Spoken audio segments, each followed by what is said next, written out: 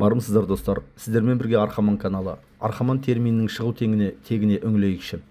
Арқалы адам, арқалы батыр, арқалы ақын сынды теңеулер біздің тарихымызда, әдебиетімізде, ақын аңыз қиссаларымызда жиі кездесетін ақиқат. Арқа деген ұғымды қасиет деп те ұғынуға болады. Арқалану дегенді белгілі бір шарттарда адам баласының ерекше күйге түсуі деп айта аламыз. Қан құрамына адреналин гормоны көптеп бөлінуінің нәтижесінде жүрек соғуы жиілеп, қан айналымы жылдамдайды. Соның нәтижесі ретінде адамның ойлау қабілеті мен көру, есту, иіс сезу, сипап сезу, бұлшықет резистенттігі, яғни бұлшықеттің қарсыласу қабілеті секілді параметрлер күрт күшейе түседі. Адам ағзасындағы жасырын мүмкіндіктер ашылып, сол сәтте ең оңтайлы шешім қабылдауға жетелейді. Осыны арқаланған адамның әрекеті дей аламыз. Біреулер стресске түскенде, басына қауіп-қатер төнгенде шығар жолды түрлі әдістермен іздейді. Біреулер стресс жағдайында үрейге бой алдырып жатса, ендігі бірі стресске түскенде ширығып шабыттанып жатады. Қалай болғанда ерекше стресс жағдайында арқаланып кететін адамдар бар.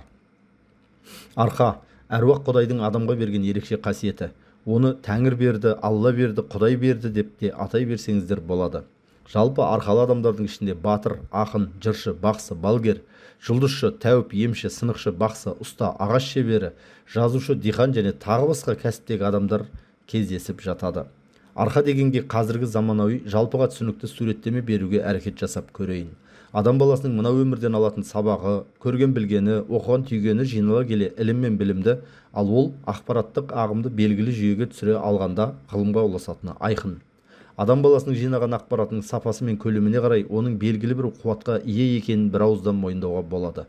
Яғни өмірден жиған түйген ақпарат қуат деген теңеуге келеміз.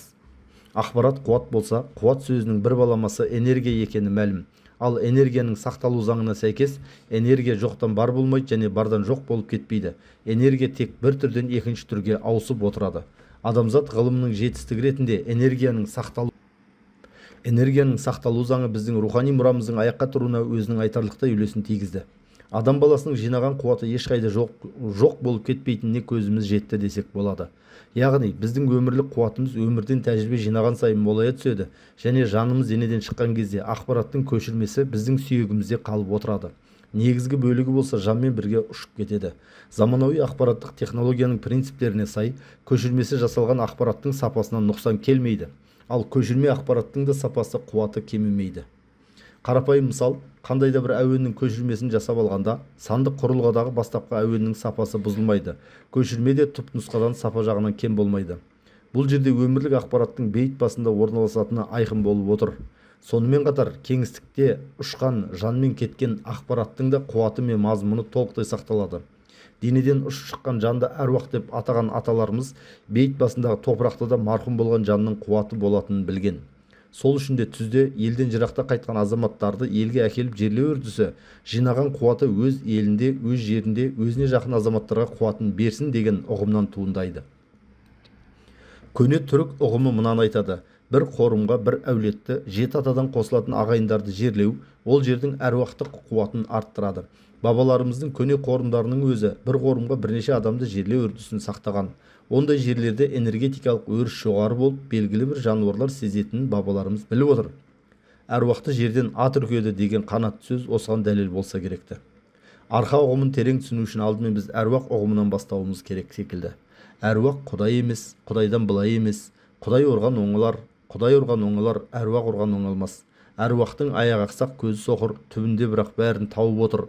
Сықылды қанат сөздеріне көз салсақ, әруақтың тылсымдық табиғаты мен оның ерекше құдіретіне көз жеткіземіз.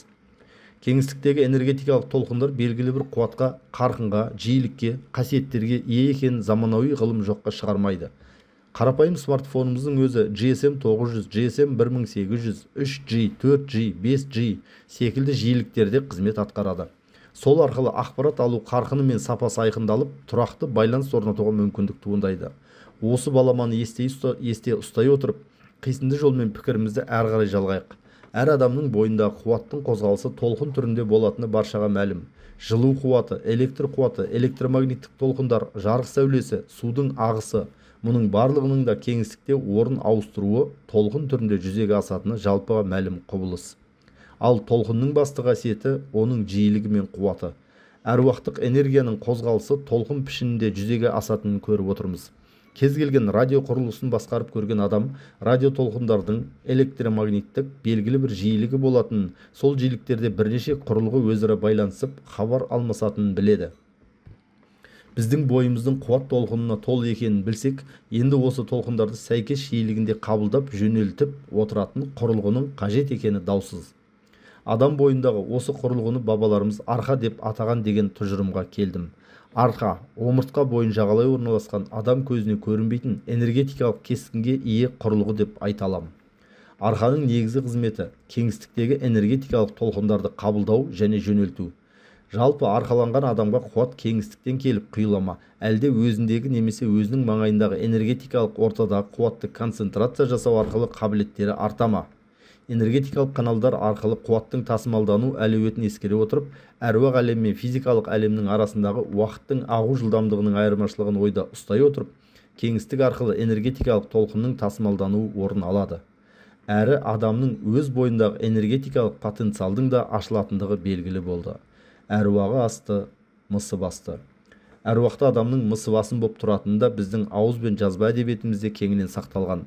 Жекпе-жекке шыққан батырларда, сайысқа түскен ақындарда, топқа түскен шешендердің барлығы да арқаланғанда мысы артатыны мәлім. Екі тараптың мысы салмақталып таразыланғанда, қай жақтың әруақ асса, сол жақтың мысы басатыны мәлім. Жеңісте сол жақтікі болмақ. Мысы басып әруағы асудың басты шарты әділеттілік. Мыстың басуы мен әруақтың асуы тараптың әділеттілігіне тікелей байланысты. Оны қазақтың тілдік мұрасы аққа құдай жақ деп көрсетеді. Арқаманға қайта оралсақ, арқа әруақ әлеммен байланыс орнататын құрылғы. Әруақ әлемі осы дүниедегі үдерістерге әсер ете алу қабілеті бар, осы дүниені қайта құрып әділет орнатуға жәрдемдесе алатын аса қуатты қайнар. Әруақтан алыстағандықтан біздің әлсіреп, бодандық қалыпқа түскеніміз де рас. Осы мезет әруағымызға қауышып, рухымызды көтеріп, еңсемізді тіктейтін тарихи мүмкіндік деп біліңіз. Әруақ әлеммен тұрақты байланыс арқа арқылы болса, арқаны күшейту әділет арқылы болады. Әділетті ту етіп көтергендер әрқашан арқалы болады, ал арқалы адам әрқашан ақ жолмен жүреді. Әруақ құдай жар болсын достар.